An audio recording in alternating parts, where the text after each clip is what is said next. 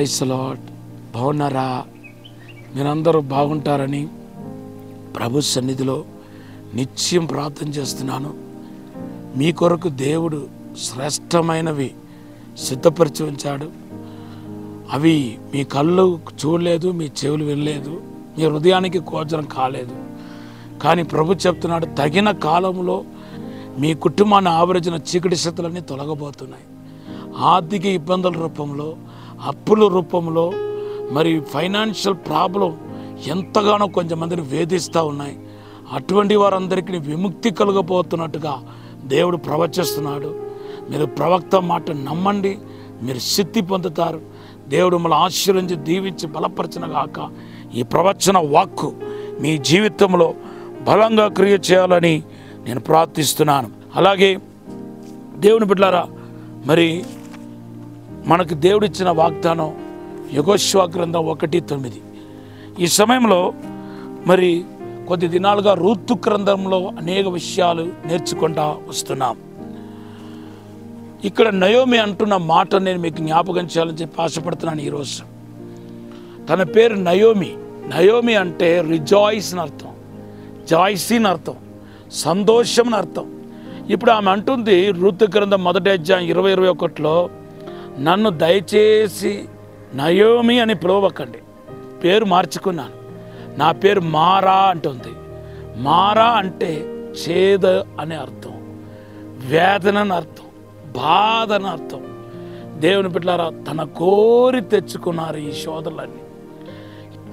వాళ్ళు కోరి చేతులారా నష్టపోయారు. ఈరోజు కూడా మీలో కూడా చాలామంది చేతులారా జీవితాన్ని పాడు చేసుకున్నవారు. చాలామంది తల్లిదండ్రుల మాట వినకుండా నేను అబ్బాయితోనే ఉంటాను, అబ్బాయినే పెళ్లి చేసుకుంటాను చేసుకొని జీవితాన్ని సర్వనాశనం చేసుకొని ఇప్పుడు దిక్కుదోచక బాధలో, వేదనలో, ఇరుకులో, ఇబ్బందులు ఉన్న వీళ్ళు అనేక మంది ఉన్నారు. అవునా కాదా చెప్పండి? ఇటువంటి మారా అనుభవం పొందిన వాళ్ళు నయోమితో పాటు అనేక మంది ఉన్నారు. ఈరోజు ఒక్కరిద్దరు మీకు జ్ఞాపకం చేస్తున్నాను. నయోమి అయితే మన wrong decision, wrong direction, wrong place. ఈరోజు ఆమె మారాలోనికి ప్రవేశించింది. దేవుని బిడ్డలారా, అలాగే దేవుని మాట వెళ్ళలేని వాళ్ళు, దేవుని యొక్క ప్రణాళికను గ్రహించి దాని ప్రకారం నడచలేని వాళ్ళు కూడా మారా అనుభవంలోనికి ప్రవేశించారు. నిర్గమకాండం 15:22 నుండి చదివితే బైబిల్లో రాయబడి ఉంది, ఇశ్రాయేలు ప్రజలు మరి ఎంతో చక్కగా దేవుడు అద్భుతంగా నడిపించుకుంటా వస్తే వారు దేవుని మాట వినకపోయేసరికి, దేవుని యొక్క ప్రణాళిక, దేవుని యొక్క ప్లాన్ నడవకపోయేసరికి వాళ్ళు మారా అనుభవం నుండి వెళ్ళినట్టుగా మనం చూస్తున్నాం. అలాగే ఏషా అన్నవాడు బైబిల్లో రాయబడి ఉంది, ఏషా అన్నవాడు ఈ యొక్క ఛేదనులోనికి వెళ్ళినట్టుగా మనకు కనపడుతుంది. చూడండి, ఎబ్రీ గ్రంథం 12:15 మనం చూస్తున్నాం. దేవుని బిడ్డలారా, దేవుని యొక్క ఆశీర్వాదాన్ని విలువ తెలియని వాళ్ళు కూడా ఏం చేస్తారంటే మారా అనుభవంలోనికి ప్రవేశిస్తారు. మొదటిగా నయమిలాగా రాంగ్ డిసిషన్లోనికి, రాంగ్ డైరెక్షన్లోకి వెళ్ళిన వాళ్ళు మారా అనుభవిస్తారు. రెండవదిగా మరి ఇశ్రాయేలు ప్రజలు దేవుని యొక్క ప్రణాళికకి సానుకూలంగా స్పందించినప్పుడు మారా అనుభవం నుండి వెళ్తారు.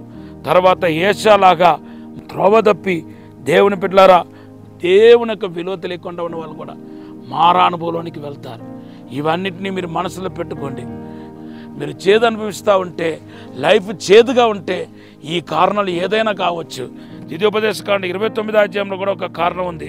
18 దేవుని బిడ్డలారా, దేవుని విడిచి తొలగిపోయిన వాడి హృదయం కూడా చేదైపోతేనే రాయబడి ఉంది. ఒక చిన్న ప్రార్థన చేస్తాం. పరిశుద్ధము నమ్మకమైన పరలోక తండ్రి, నీకు వందనాలు, స్తోత్రాలు ప్రభువా.